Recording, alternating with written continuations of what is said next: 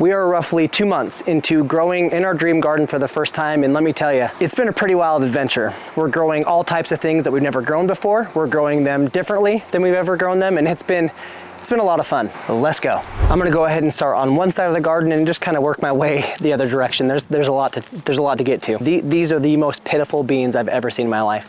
We've been roughly 100 to 105 degrees Fahrenheit for the last couple weeks here in Utah, and the garden is not loving it. It's very, very upset. And the beans especially, the beans have not been growing whatsoever. I think on this entire group of plants here, this is the only bean we have, but look at this thing. This is a Taiwan yard long, and I was really excited about these beans.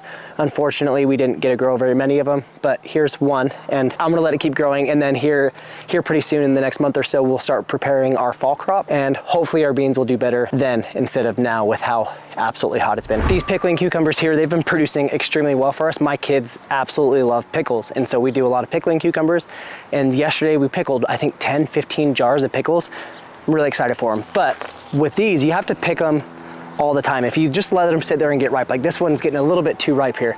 If you let them get too ripe, they don't taste very good. They get kind of bitter and they lose that good pickle or cucumber taste. And on top of that, with cucumbers, you don't want to let them get too ripe on the vine. If you do let them get too ripe, they're not going to keep producing for you. The plant's going to think it's done, assume that it gave the seed it needed to for the next generation, and it's going to stop producing cucumbers for you. So make sure you're picking them constantly. We have a few different cucumber plants here. We have the pickling cucumber over there. We have a lemon cucumber right here. They're little balls of cucumber. I've never honestly eaten one of these. We'll see how it goes. We also have these Armenian cucumbers, which this is the first time we've ever grown these, and I'm really, really excited about these. The plant here has just gotten absolutely massive, and it's growing way up over my head, over the arch.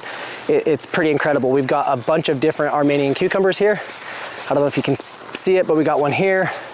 We got one here. The whole plant is just loaded up with these beautiful ridged cucumbers, and I'm so excited to give them a try. If you have ever tried the Armenian cucumbers, if you've ever grown them before, let me know down in the comments how you like them. Here we've got our baked potatoes hybrid plant, and this is one of those that I was really, really excited for. We almost lost it to squash bugs. We've had just a complete infestation of squash bugs this year. It's been completely out of control, but this plant was lucky enough to make it. Let's go ahead and cut this off. This is just about ripe here. I originally thought these were supposed to get kind of a tannish color, kind of like a butternut squash color, but after doing a little bit more research, these are supposed to be white. So I've been waiting for it to get tan. Hopefully this isn't too ripe. I'm gonna be finding out this is supposed to be like a baked potato. It's supposed to taste something like that. So if you're curious about how this tastes, let me know in the comments, because I'm not eating this right now, but I will be eating this week for dinner. One mistake that I made with this plant that I think might help some of you out is if you are doing a vertical garden like I did this year, I definitely didn't look at the label of this before putting it in my vertical space. And this would have grown much better just in the middle of a raised bed somewhere. This is a bushing squash. This isn't meant to grow in big long vines. And I just saw squash and I'm like, oh, squash. And I was honestly in more of a hurry than I should have been. And I just planted a squash here because it was a squash. I assumed it was gonna vine. No, this is a bushing plant. So it just turns into a big bush. It actually stays relatively compact. This is probably, I don't know, a few feet around. It's not anything too crazy, but it's a beautiful plant. It's growing really well, and it's producing a bunch of these awesome little squash for us. This is a spaghetti squash, and squash bugs killed it off. There is nothing left alive on this plant. I left the plant here for just a little bit because I was waiting for this spaghetti squash right here to get to a point that I could harvest it. It will still ripen a little bit further just on the counter inside. I'm gonna go ahead and just cut this off and bring this inside because it's not doing any good sitting out here. But we do have this plant right next to it that I was able to salvage. The squash bugs didn't quite get to this one, and I was able to take care of them before they got to this. We have two really good spaghetti squashes on this one. Super excited. This eggplant here isn't doing all that great, but it's got some eggplants that are ready to be harvested. So let's go ahead and pull these off. My wife is gonna make, what is it, ratatouille, something. I'm not a huge eggplant guy, but I am a huge fan of my wife's cooking, so she will make something good out of this. I know that.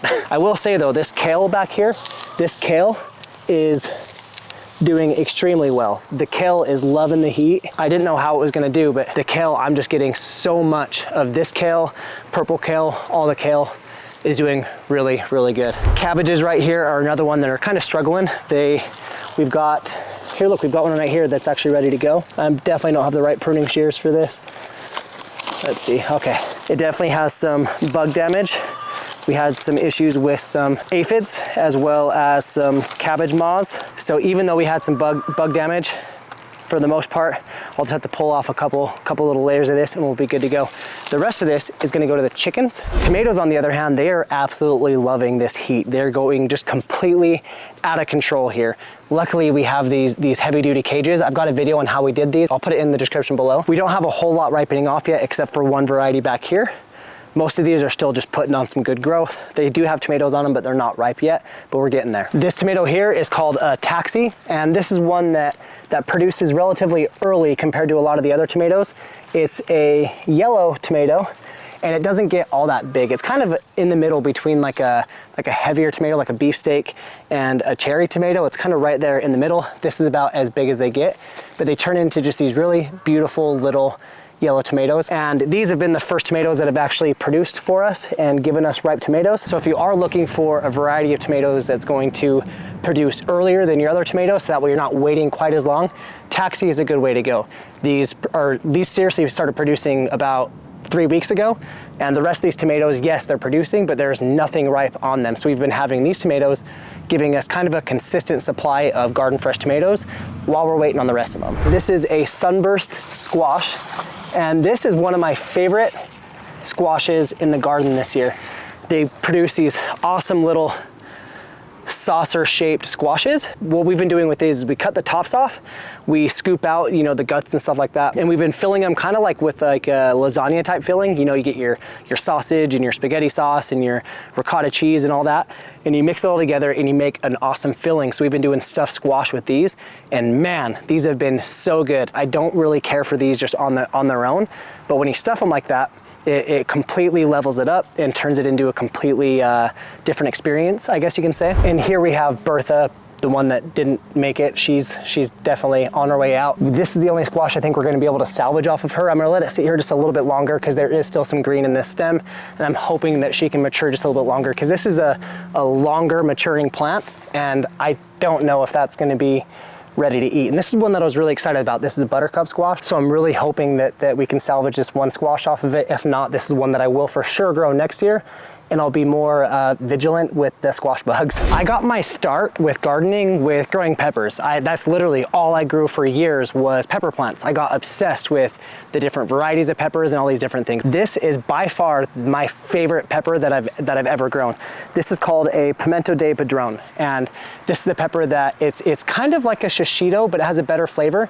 And this pepper is a little bit less hot than like a jalapeno. We'll use them a lot for sauces and stuff like that.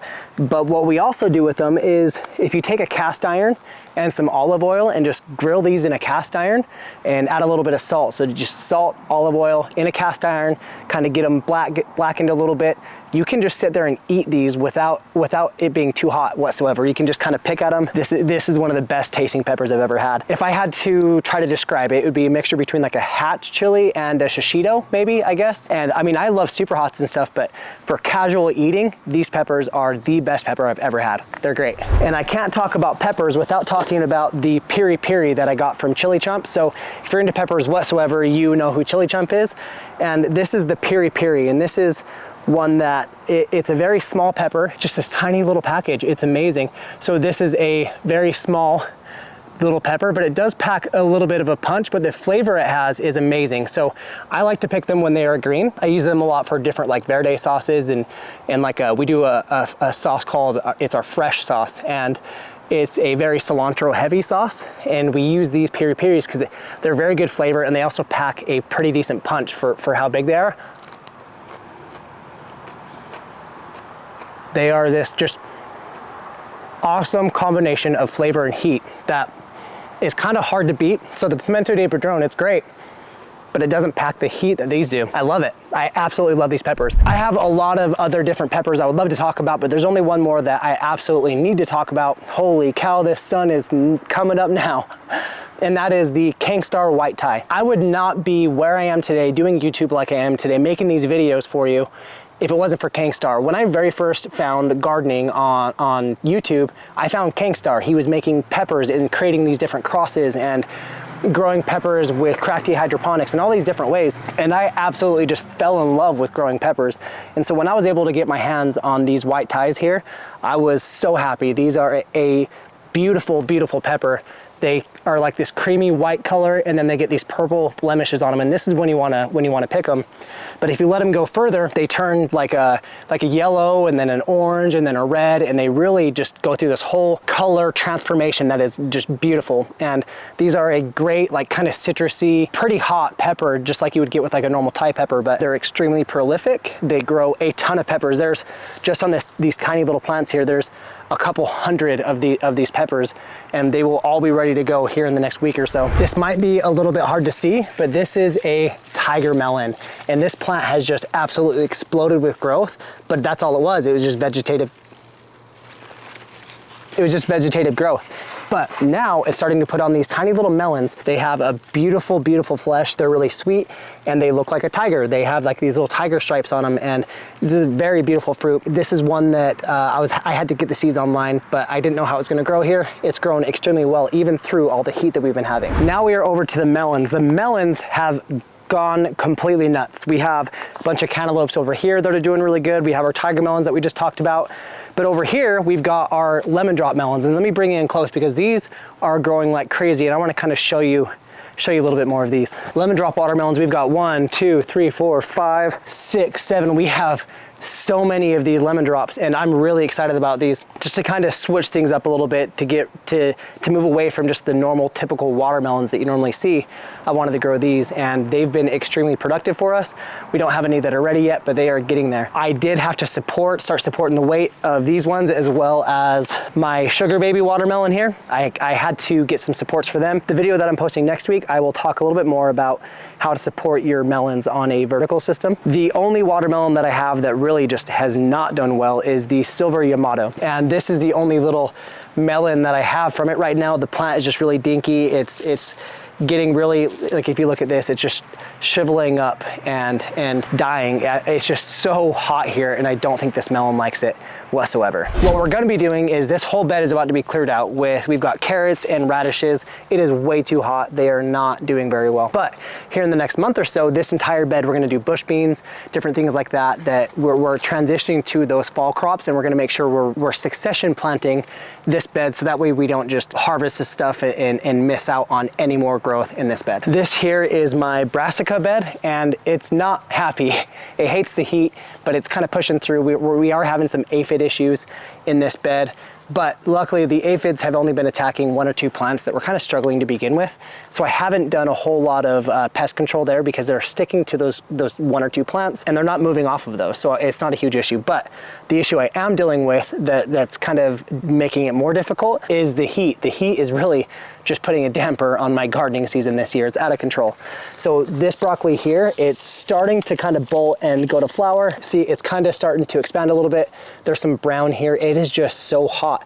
This is a tiny, just little pathetic head of broccoli. But once again, here in the next month, I can replant this stuff, and it's gonna grow so much better. Another one we have here is cauliflower, and this one, once again, is just struggling with the heat. I got a late start as it was this year, just because this garden was built in just a couple of months. We built the beds, we filled the beds, we put the mulch down, we built the trellises. It was the hardest I think I've ever worked on a project like this in my life. It was insane. It was so difficult, but it was worth it. This garden is amazing. But since we got such a late start here in Utah, it was winter for so long, and it pushed the season out so far, and we weren't able to get started. And that's why a lot of these things that were planted late just aren't doing very well. This is not a plant that you want to be growing in the middle of 105 degree temperatures. It just doesn't really work. So we'll be replanting these for a fall crop. It'll be great. And if you're curious to see how some of this work went, watch any of these 2 videos right here. One of them is going to be how we built these beds, how we feel about these beds, and the other one is going to be how we did the arched trellises. These arched trellises are amazing. They could withstand any wind that gets thrown at them, any amount of weight that gets thrown at them. They are secure. Watch either of these videos here, and I will see you there.